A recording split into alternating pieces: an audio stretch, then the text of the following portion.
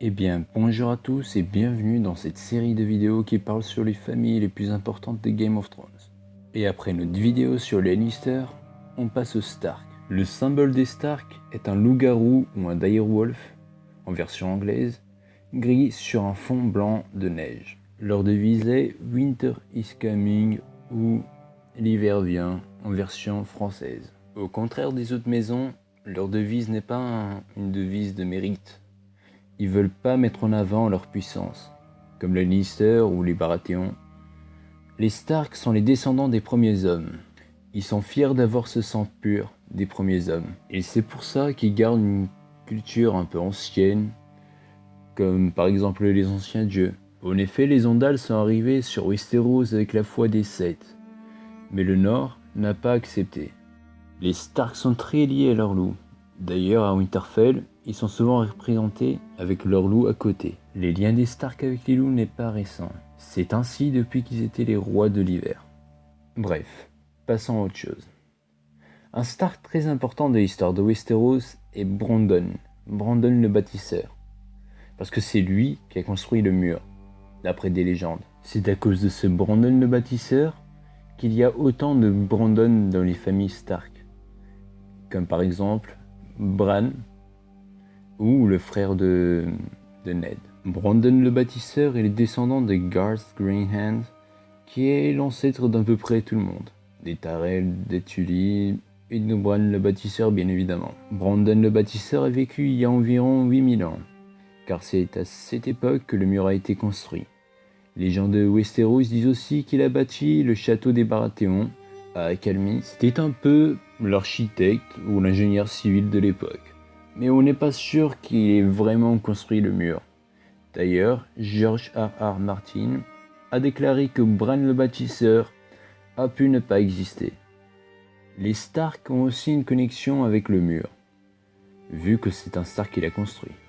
De plus, beaucoup de Stark ont déjà été Lord Commandant de la garde de nuit.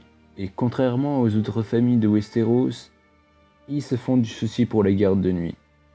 Bref, maintenant une petite anecdote.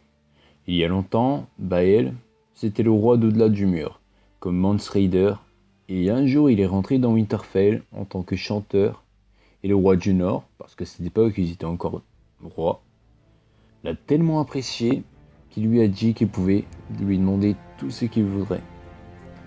Et Bael a choisi la plus belle fleur du jardin de Winterfell. Le roi du Nord lui a dit « Bah ok, pas de problème, prends la fleur que tu veux ». Mais peu de temps après, sa fille avait disparu et sur son lit on s'est trouvé une rose bleue d'hiver.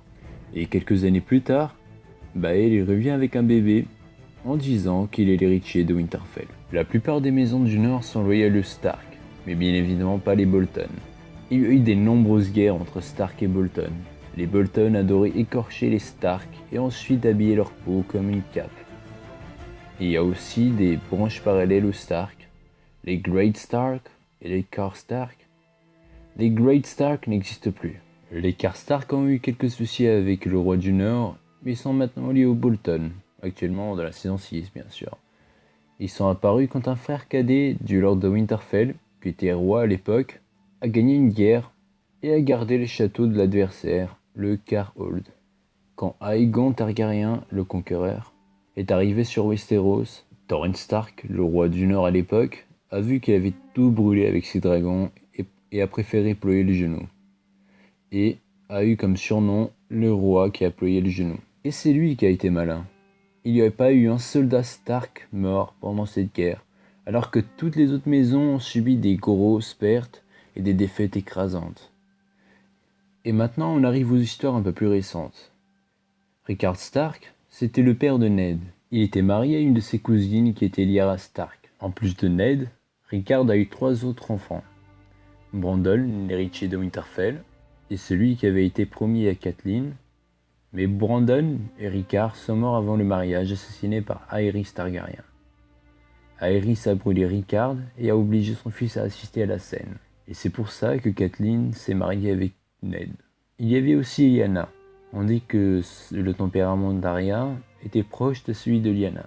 Elle était promise à Robert, mais elle a été kidnappée ou a accompagné, on ne sait pas, Rhaegar Targaryen. Et le dernier frère Stark est Benjen Stark.